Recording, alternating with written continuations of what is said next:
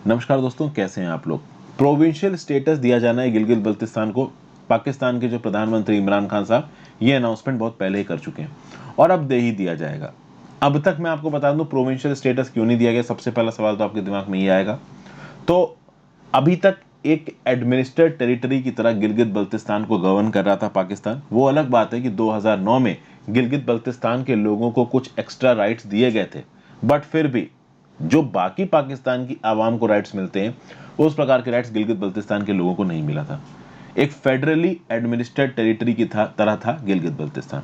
अब गिलगित बल्तिस्तान को province status क्यों दे रहे हैं? उसका रीजन ये है कि इंडिया ने जम्मू एंड कश्मीर के स्टेट को दो यूनियन टेरिटरी में तोड़ दिया। पाकिस्तान का ऑफिशियल स्टैंस क्या है कि भाई एक समय ऐसा आएगा जिस समय पे इंडिया की साइड का जो कश्मीर है उसे हम ले लेंगे और फिर इस पूरी कश्मीर की टेरिटरी को हम अपनी प्रोविंस बनाएंगे। ये इमरान खान का सपना था और अब इमरान खान को भी समझ में आ गया कि इससे कोई मतलब है नहीं। इंडिया वालों ने अपने साइड के कश्मीर को वैसे भी यूनियन टेरिटरी में बदल दिया है, तो हम एक काम करते हैं, जो भी कश्मीर हमारे पास है इसको हम लोग किस में बदल देते हैं, तो अपनी एक प्रोविंस में बदल देते हैं। जब अपनी एक प्रोविंस में बदल देंगे तो प्रॉपर इलेक्शंस होंगे। तो इसका क्या मतलब है, गिलगित बल्तिस्तान में अभी इलेक्शन नहीं हो रहे, होते हैं बट बहुत लिमिटेड इलेक्शंस होते हैं, बहुत सारे रिस्ट्रिक्शंस हैं। जिस हिसाब से इंडिया का जो कश्मीर है और इंडिया के कश्मीरीज को पूरे देश में जाने का, रहने का, घर खरीदने का अधिकार है, उस प्रकार के अधिकार पाकिस्तान के इस गिलगित बल्तिस्तान के इलाके के लोगों को पाकिस्तान के अंदर नहीं है। कहीं ना कहीं उनके राइट्स के ऊपर रिस्ट्रिक्शंस है। आप देखो कि इंडिया के अंदर जो हमारे पास जो कश्मीर है वैसे तो पूरा हमारा है, लेकिन जितना हमारे ऑक्यूपेशन में है वहां पे लोगों को उनके घरों को बचाने के लिए, उनकी जमीनों को बचाने के लिए कुछ स्पेशल राइट्स दिए गए थे आर्टिकल 35A के अंदर और आर्टिकल 370 के अंदर। पाकिस्तान के गिलगित बल्तिस्तान में ऐसा कुछ भी नहीं था। ठीक है, तो चूंकि अब यहाँ पे पाकिस्तान को एक बात समझ में आ गई है कि ये प्रोपोगंडा काम करने वाला है नहीं कि इंडिया के साइड का कश्मीर मिला के हम एक बड़ी प्रोविंस बनाएंगे, तो उन्होंने अपनी जो एग्जिस्टिंग गिलगित बल्तिस्तान और पीओके का इलाका हो इसी को प्रोविंस बनाने की बात की गई है। और इसको प्रोविंस बनाने से चाइना को काफी फायदा होने वाला है। इनफैक्ट चाइना को वैसे ही काफी फायदा हो रहा है। एक मिनट के लिए इनका नक्शा देख लेते हैं। आपको यहाँ पे ये बड़ी प्रोविंस गिलगित बल्तिस्तान की नजर आएगी और यहाँ पे जो ये वाला इलाका है ये आपको पाकिस्तान ऑक्युपाइड कश्मीर दिखेगा। तो बेसिकली हम जो पाकिस्तान ऑक्युपाइड कश्मीर बोलते हैं ना, वो ये है, और ऊपर वाला इलाका गिलगित बल्तिस्तान है। अगर आप पाकिस्तान की तरफ जाओगे तो इस पाकिस्तान ऑक्युपाइड कश्मीर वाले इलाके को आजाद कश्मीर कहा जाता है। ठीक है, चलिए वापस आते हैं। ये मैं बता दूं कि ये जो पूरा का पूरा टॉपिक है जीएस पेपर 2 में आपको काम आएगा। ओवरऑल गिलगित बल्तिस्तान की पूरी हिस्ट्री, कैसे गिलगित बल्तिस्तान पाकिस्तान का हिस्सा बना, क्या किसी कंडीशन में गिलगित बल्तिस्तान इंडिया का हिस्सा बन सकता था, क्या गिलगित बल्तिस्तान के लोग पाकिस्तान की तरफ जाना चाहते थे या इंडिया की तरफ आना चाहते थे, किन सरकमस्टांसेस में एग्जैक्टली अक्टूबर 1947 के महीने में गिलगित बल्तिस्तान इंडिया के पास से पाकिस्तान के पास चला गया। एक्चुअली इंडिया के पास तो कभी था ही नहीं, ये बीच में कश्मीर के स्टेट का एक पार्ट था। और मैं आपको बता दूं जो गिलगित बल्तिस्तान का इलाका है ना, यहाँ के लोग पूरी तरीके से कश्मीरी नहीं है, बहुत नॉन कश्मीरी एथनिसिटी के लोग भी वहां पे रहते हैं। उर्दू उनकी भाषा है। ओके, सब पे हम लोग थोड़ी देर में आते हैं। तो गिलगित बल्तिस्तान के प्रोविंशियल स्टेटस मिलने से चाइना और पाकिस्तान के रिश्ते बहुत अच्छे होंगे। ऑलरेडी चाइना पाकिस्तान के रिश्ते बहुत अच्छे हैं। चाइना काराकोरम हाईवे बना रहा है गिलगित बल्तिस्तान से। China Pakistan economic corridor Gilgit Baltistan से ही निकलता है। अगर चाइना पाकिस्तान इकोनॉमिक कॉरिडोर जो गिलगित बल्तिस्तान से निकल रहा है, ये गिलगित बल्तिस्तान अगर हमारे पास होता ना, चाइना पाकिस्तान इकोनॉमिक कॉरिडोर कभी रियलिटी बनता ही नहीं। इनफैक्ट आप देखोगे चाइना और पाकिस्तान की कोई बाउंड्री ही नहीं बनती उस केस में। बट अनफॉर्चुनेटली ऐसा नहीं है, हमारे खिलाफ पड़ गया, हमारे उल्टा पड़ गई ये चीज कि भाई पाकिस्तान और चाइना के पास सीधा सीधा बॉर्डर आ गया है। और सबसे खास बात यह है कि यहाँ पे कुछ इलाका है जो कि पाकिस्तान ने चाइना को सीड कर दिया।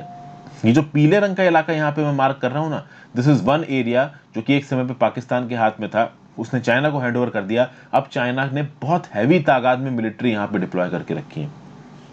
और ये जो ट्राई जंक्शन है ना, इसी को आप सियाचिन ग्लेशियर बोलते हो। अब मुझे आप ये बताओ कि ये जो इलाका है पीले रंग का जो कि पाकिस्तान ने चाइना को दे दिया है, इसका नाम क्या है? What is name? नीचे कमेंट बॉक्स में बताइए। ठीक है, पहले वैसे मैंने बता रखा है आपको कई बार अपनी पहले की वीडियोस में, बट फिर भी मैं आपसे जानना चाहता हूँ। आगे बढ़ने से पहले वीडियो पे लाइक का बटन दोस्तों, अगर अब तक आपने इस वीडियो को शेयर नहीं किया है, मेरे चैनल को शेयर और सब्सक्राइब नहीं किया, कर सकते हैं। अगर आपको मेरे एफर्ट्स में दम लगता है तो आप ज्वाइन बटन दबा के हेल्प भी कर सकते हो। इंस्टाग्राम पर फॉलो कर लीजिए, वहाँ पर आप अपने जेन्युइन डाउट्स भेज सकते हैं। जब भी मुझे समय लगेगा मैं आपके डाउट्स डिस्कस करूँगा। नहीं डिस्कस हो पा रहे हैं, मायूस मत होइए, काफ़ी इस समय पे बाकी काम भी है, इसलिए मैं ये जो आपकी टिप्स वाली वीडियोस हो रही हैं ये मैं थोड़ी कम बना रहा हूँ। साथ साथ टेलीग्राम ग्रुप ज्वाइन कर लीजिए।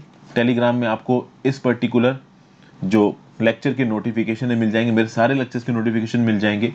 मेरे वेबसाइट पे जो करंट अफेयर्स अपलोड होता है उसके इंपॉर्टेंट लिंक्स मैं अपडेट कर दूंगा। जो भी पीडीएफ होती हैं वो भी आपकी टेलीग्राम ग्रुप में अपडेट हो जाएंगी। चैनल से रिलेटेड सारे अपडेट्स भी आपको टेलीग्राम में ही मिलेंगे, तो टेलीग्राम जरूर ज्वाइन कर लें। ठीक है भाई, तो ये जो चाइनीज कंस्ट्रक्टेड काराकोरम हाईवे, जैसा कि मैंने आपको बताया, पाकिस्तान से निकलता है और ओवरऑल वेस्ट एशिया के साथ ये जो मल्टी फैसेटेड अलायंसेस बनाना चाह रहा है चाइना, उसके लिए ये गिलगित बल्तिस्तान बहुत जरूरी है। मल्टी फैसेटेड अलायंस क्या है? हर फील्ड में अलायंस और हर मीडियम के थ्रू अलायंस। तो जमीनी रास्ता भी हो जाएगा यहाँ पे, नेवल रास्ता तो है ही और एयर कनेक्टिविटी तो है ही। जमीनी रास्ता क्या है? तो भाई अगर चाइना को अपना सामान बाय लैंड एक्सपोर्ट करना है वेस्ट एशिया को, तो गिलगित बल्तिस्तान के थ्रू कर सकता है। सड़क तो यहाँ पे बनाई दी है। फिर एक और फायदा है, गिलगित बल्तिस्तान की जो मेजर आबादी है वो शिया मुस्लिम्स है, और ऐसा बोला जाता है कि शिया मुस्लिम्स एक्सट्रीमिज्म में ज्यादा इन्वॉल्व नहीं है। वहीं पर पाकिस्तान में जो फंडामेंटलिस्ट आइडियोलॉजी वाले मुस्लिम ग्रुप्स हैं वो ज्यादातर सुन्नी एक्सट्रीमिस्ट ग्रुप्स हैं। तो अफगानिस्तान और पाकिस्तान के सुन्नी एक्सट्रीमिस्ट ग्रुप का चाइना में इंपैक्ट थोड़ा कम हो जाता है, क्योंकि जो गिलगित बल्तिस्तान का इलाका है जो चाइना के साथ बाउंड्री बना रहा है, यहाँ पे शिया लोग रहते हैं और ये एक्सट्रीमिज्म में उतना इन्वॉल्व नहीं है। और ये चाइना के लिए इतना कंसर्न का इसलिए है क्योंकि ये जो उइगुर माइनॉरिटीज है जिनजियांग प्रोविंस की, वो यहीं पाई जाती है। जो आपको इलाका दिख रहा है ना यहाँ पे चाइना का, this is basically Jinjiang province, और यहीं पे आपकी उइगुर माइनॉरिटीज पाई जाती हैं। और ये वही उइगुर माइनॉरिटीज हैं जिनके खिलाफ चाइना अत्याचार करता है और पूरी दुनिया में चाइना को इसके लिए क्रिटिसाइज भी किया जाता है।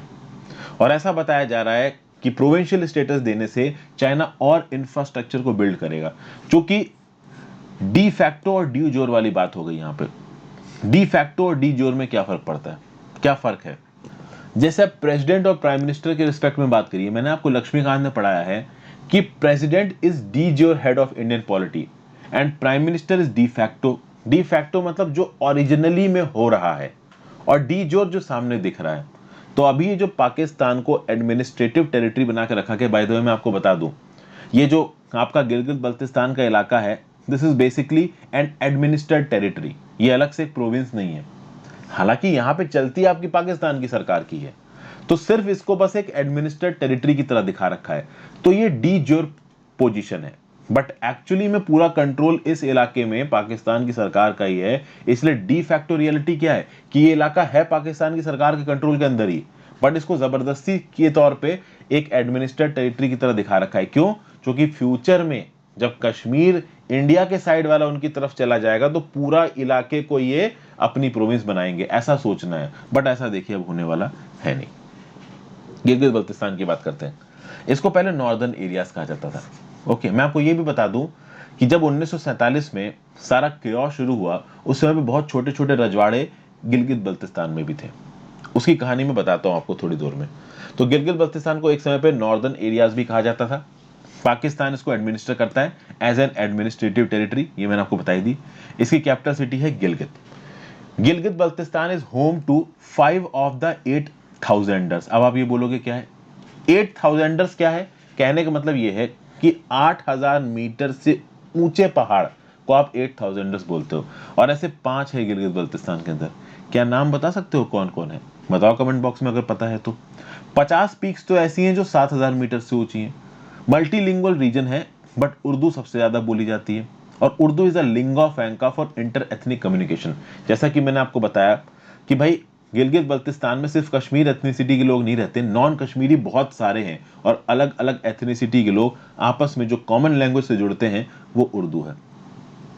ठीक है, अरबिक को रिलीजियस पर्पसेस के लिए इस्तेमाल किया जाता है, और इंग्लिश को एजुकेशन और ऑफिशियल पर्पसेस के लिए भी इस्तेमाल किया जाता है। पॉपुलेशन पूरी तरीके से मुस्लिम है। माइनॉरिटीज अब यहाँ पे खत्म है। माइनॉरिटीज कभी पाकिस्तान के किसी इलाके में सर्वाइव नहीं कर पाएंगे। जो थोड़ी बहुत आज की डेट में बची है वो भी आगे आने वाले सालों में खत्म हो जाएंगी। खास बात यह है कि Gilgit Baltistan is the capital of tourism in Pakistan. सुंदर बहुत है। हमारे साइड का जो कश्मीर है, आपको पता ही है वो कितना सुंदर है, और एक समय पे कश्मीर का ही हिस्से में आता था गिलगित बल्तिस्तान, तो it is a very beautiful place.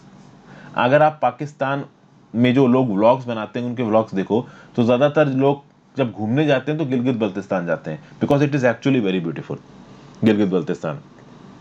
अब अगर आप बात करें इस गिलगित बल्तिस्तान के बारे में, तो गिलगित बल्तिस्तान के इलाके में एक समय पे ना बुद्धिज्म बहुत फ्लोरिश करता था। बुद्धिज्म का काफी फैलाव था यहाँ पे। 12वीं-13वीं शताब्दी तक यहाँ पे आप देखेंगे कि इस्लामिक इन्फ्लुएंस आने लगा। 12वीं-13वीं शताब्दी से पहले बुद्धिज्म यहाँ पे काफी डोमिनेंट था। धीरे धीरे इस्लामिक इन्फ्लुएंस इस इलाके में आएगा, और इस्लामिक इन्फ्लुएंस के आने की बहुत सी वजह है। आपको पता है कि जो टर्किश ट्राइब्स हैं वो नॉर्थ वेस्ट के डोमेन से इंडियन मेनलैंड के अंदर घुस रहे हैं, तो थोड़ा बहुत तो उनका इफेक्ट आपका इस गिलगित बल्तिस्तान के इलाके में भी पहुंचेगा ना। अब भले ही हमारे जो दिल्ली सल्तनत के रूलर्स हैं वो डायरेक्ट जाके कश्मीर के ऊपर उतना कब्जा नहीं कर पाए, थोड़ा बहुत तुगलक कर पाया था, सतीश चंद्र में जाके पढ़ो, मैंने पढ़ाया है, बट ओवरऑल शुरुआत में बुद्धिस्ट और बाद में यहाँ पे इस्लामिक इन्फ्लुएंस आया। ये जो बाल्तीस थे, बाल्तीस मतलब कि बल्तिस्तान के इलाके में रहने वाले लोगों को बाल्तीस कहा जाता है। तो बाल्तीस पहले बुद्धिज्म थे, धीरे धीरे इन्होंने इस्लाम में अपने आप को कन्वर्ट करना शुरू हुआ। तो ये जो इस्लाम का फैलाव हो रहा था आपका गिलगित बल्तिस्तान के इलाके में, एकदम से रुका कब? जब रंजीत सिंह का राज आया यहाँ पे, सिखों का राज आया। तो जब सिखों का राज, एक समय पे कश्मीर पूरा का पूरा सिखों के कंट्रोल के अंदर चला गया था। महाराजा रंजीत सिंह के बारे में तो आपने सुना ही होगा। 1839 में जब उनकी मृत्यु हुई और जब अंग्रेजों ने यहाँ पे कब्जा कर लिया, तो अंग्रेजों के कब्जों के दौरान हिंदू डोगरास का यहाँ पे राज आया।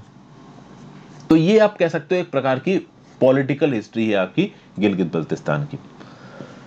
जो दुनिया की K2 माउंटेन चोटी है, माउंट एवरेस्ट के बाद जो दुनिया की सबसे बड़ी चोटी है वो KT माउंटेन है। ये कहां पाई जाती है? गिलगित बल्तिस्तान में।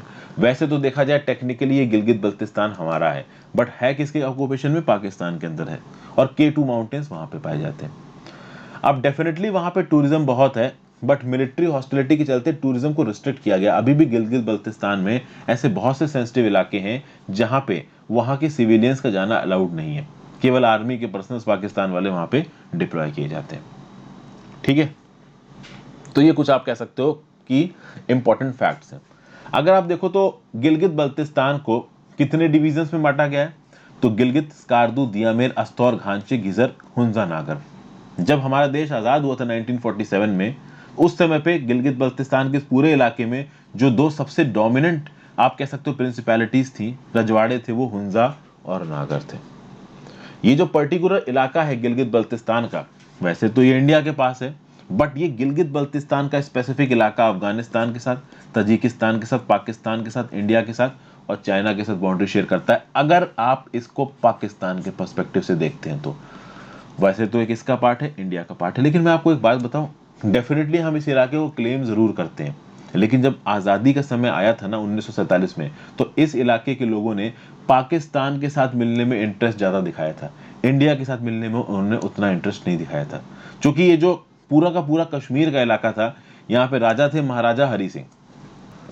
और जब महाराजा हरि सिंह ने अपने इंस्ट्रूमेंट ऑफ एक्सेशन साइन किया ना, और जिसमें वो इंडिया में मिल गए, उस टाइम पे गिलगित बल्तिस्तान में जो सरकार थी उनकी लोकल वाली, और जो लोग थे वो ये बोल रहे थे कि हमको पाकिस्तान की तरफ मिलना है।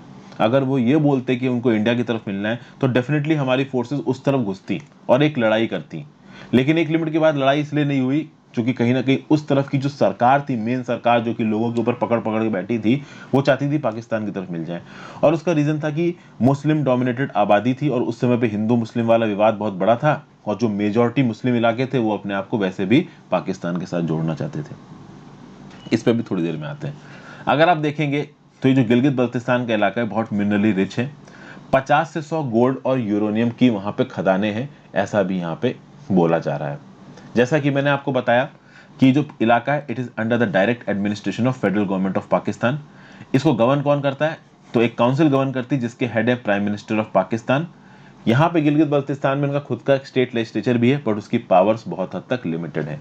2009 में गिलगित बल्तिस्तान ऑर्डर आया जिसने कहीं ना कहीं यहाँ के लोगों को थोड़ी बहुत एक्स्ट्रा ताकतें दी हैं, बट मेजॉरिटी ऑफ द ताकत अभी भी इस्लामाबाद में जो सरकार बैठती है पाकिस्तान की, उसके हाथ में। ठीक है, अब आते हैं 1947 की कहानी में। जब ये पूरा मुद्दा शुरू हुआ 1947 में कश्मीर ने बोला हम आज़ाद रहेंगे, ना हमें पाकिस्तान में मिलना है ना हमें इंडिया में मिलना है, तो ये पॉसिबल नहीं था। और यहाँ पे एक चाल सी चली जाने लगी। चाल क्या थी कि भाई जो ट्राइबल मिलिशियाज एक्टिव थे इस पाकिस्तान ऑक्युपाइड कश्मीर वाले इलाके में, ये जो ट्राइबल मिलिशियाज थे इनको मदद मिली किससे? तो इनको मदद मिली आपकी पाकिस्तान की आर्मी से, और पाकिस्तान की आर्मी से और आजाद कश्मीर फोर्सेस के साथ मिलके इन ट्राइबल मिलिशियाज ने जम्मू एंड कश्मीर के अंदर एंट्री मारने की कोशिश की। इनका क्या मन था? इनका मन ये था कि जो महाराजा हरि सिंह है जिसने ये इंस्ट्रूमेंट ऑफ एक्सेशन साइन कर दिया है, नीचे कमेंट करके बताओ कि किस डेट को ये इंस्ट्रूमेंट ऑफ एक्सेशन साइन हुआ था। तो जब महाराजा हरि सिंह ने इंस्ट्रूमेंट ऑफ एक्सेशन साइन हुआ, तब क्या हुआ कि ये जो पाकिस्तान ऑक्युपाइड कश्मीर के इलाके से जम्मू एंड कश्मीर में घुसना शुरू किया इन लोगों ने। और यहां पे कहीं पे एक उरी नाम की जगह है, उरी पे हमारी भारतीय फोर्सेस ने इनको रोक दिया। ठीक है, तो अब समझिए जो डिस्टरबेंस शुरू हुआ था ना, वो इस पर्टिकुलर इलाके से शुरू हुआ था 1947 में। तो इस पर्टिकुलर इलाके से फोर्सेस आगे बढ़ रही थी, उरी तक पहुंची, उरी में हमारी आर्मी ने इनको ब्लॉक कर दिया, आगे नहीं आने दिया, रोक दिया। अब जब ये बवाल यहाँ पे शुरू हुआ तो गिलगित बल्तिस्तान में बात होगी। गिलगित बल्तिस्तान में अलग अलग बहुत सारी आप कह सकते हैं कि ये प्रिंसिपैलिटीज थी, वहाँ की अपनी खुद की एक छोटी कह सकते हैं मिलिट्री प्रेजेंस थी, वहाँ पे अपनी खुद की छोटी सरकार थी। और ये गेस करना आपके लिए मुश्किल नहीं होना चाहिए कि गिलगित बल्तिस्तान में जो सरकार थी वहाँ पे जो गवर्नर होगा, वो गवर्नर किसने अपॉइंट किया होगा? महाराजा हरि सिंह ने अपॉइंट किया था। तो महाराजा हरि सिंह ने गवर्नर अपॉइंट किया था, गवर्नर था हिंदू, आवाम है पूरी की पूरी मुस्लिम। ओके, और इनकी जो आर्मी थी ना गिलगित बल्तिस्तान में, जो आर्मी कंटिजेंट पोस्टेड थी, वो जो आर्मी कंटिजेंट पोस्टेड थी उसमें 2 ब्रिटिश ऑफिसर्स थे। उन ब्रिटिश ऑफिसर्स का नाम बताता हूं मैं। इनका नाम था मेजर ब्राउन और कैप्टन एएस मैथिसन। ऐसा बोला जा रहा है कि बहुत हद तक ये मेजर ब्राउन और कैप्टन एएस मैथिसन रिस्पॉन्सिबल थे इस गिलगित बल्तिस्तान को इलाके को पाकिस्तान से मिलाने में। ये जो महाराजा हरि सिंह का गवर्नर था ना, इसके खिलाफ कूप हो गया वहां पे, कूप डी अटैक ऐसा बोला जाता है, ब्लडलेस कूप था, बट हो सकता है कुछ लोगों को मारा भी गया हो। अब वैसे तो सीरिया में भी बताया जाता है कि ब्लडलेस कूप बहुत सारे हुए हैं, लेकिन बैक एंड से कितनों को मारा गया, गोली कितनों की गर्दनें काटी गई, किसको पता है।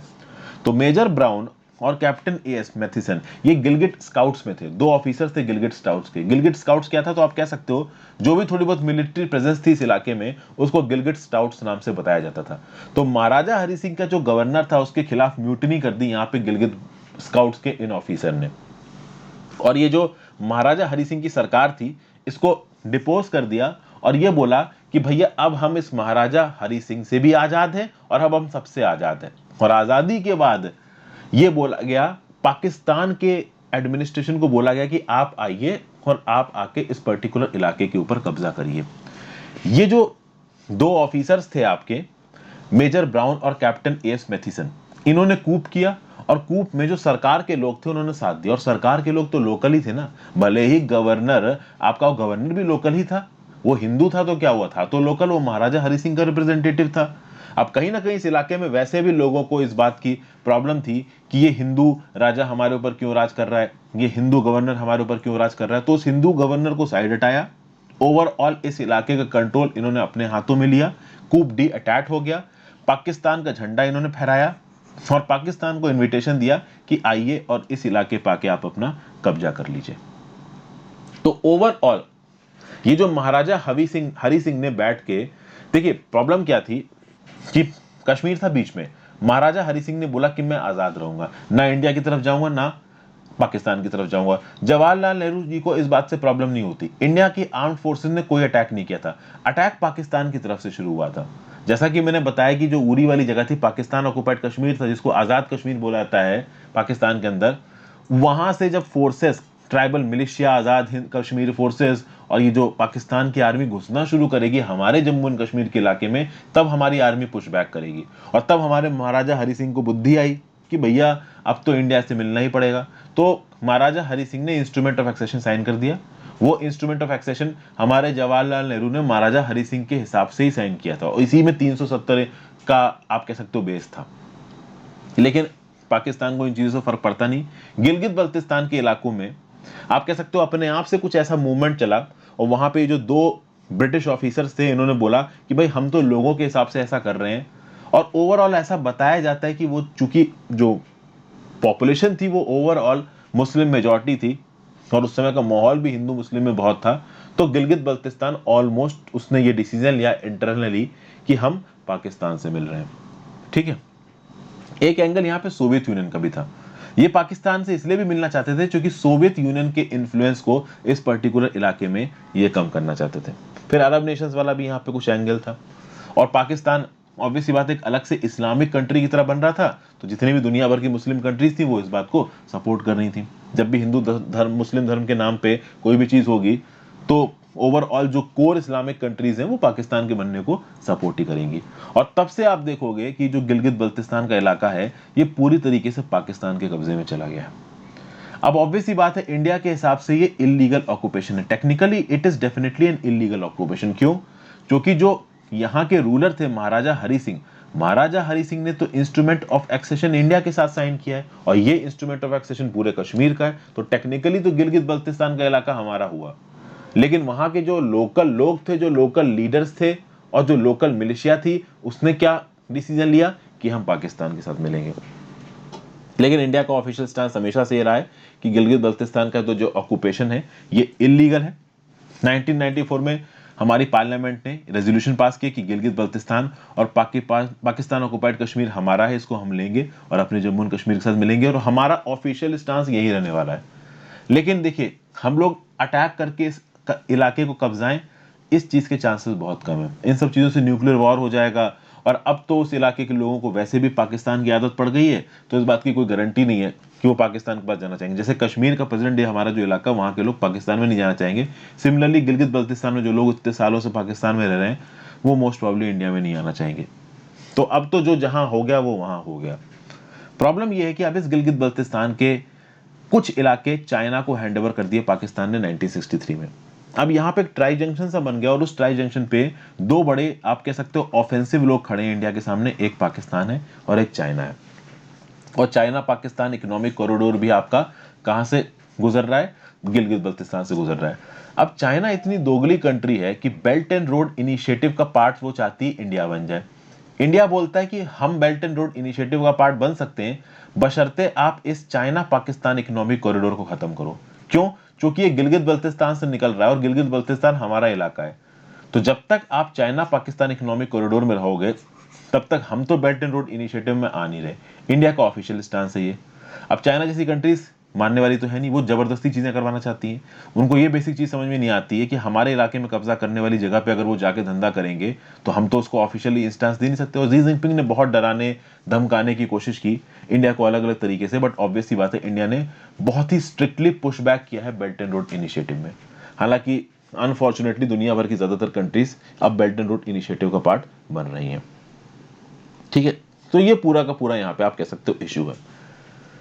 एक और प्रॉब्लम है, गिलगित बल्तिस्तान के इलाके में चाइना और पाकिस्तान एक डैम बनाने वाले हैं। इस डैम का नाम क्या है? वैसे तो ओवरऑल चाइना पाकिस्तान में 5 बड़े बड़े डैम बनाएगा। जो सबसे बड़ा डैम है जो कि यहाँ पे चाइना ने बोला है कि वो पाकिस्तान के इलाके में बनाएंगे, उस डैम का नाम है ये दियामार भाषा डैम। और इसके चलते भी इंडिया और चाइना के बीच में टेंशन बढ़ गई है। चाइना की जो सबसे बड़ी पावर कंपनी है पावर चाइना, इसको ठेका मिला है दियामार भाषा डैम को बनाने का, और दियामार भाषा डैम से ही इंदस के पानी को इरिगेशन के लिए खींचेगा कौन?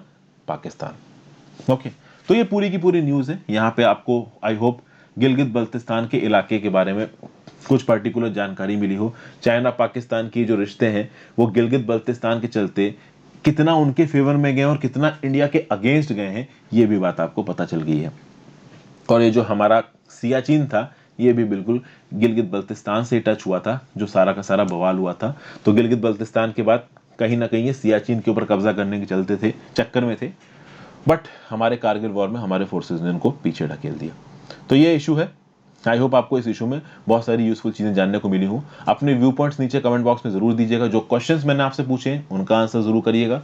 और अगर आप ये आर्टिकल की पीडीएफ चाहते हैं तो मेरी वेबसाइट पे जाके इसको प्रिंट मार सकते हैं। हाँ, प्रिंट मोबाइल से मत मारिएगा क्योंकि मोबाइल में एएमपी चलता है, एक्सेलरेटेड मोबाइल पेजेस, तो वहाँ पे प्रिंट का ऑप्शन आपको दिखेगा नहीं। और ऑब्वियसली बात है, प्रिंट का ऑप्शन और पीडीएफ तो आप अपने कंप्यूटर में सेव करोगे ना, तो कंप्यूटर से आप इस पर्टिकुलर आर्टिकल पे जाके बिल्कुल आपको पोस्ट के नीचे प्रिंट का ऑप्शन मिल जाएगा, वहां से आप इसको प्रिंट कर सकते हैं। Thank you for watching friends, have a great day.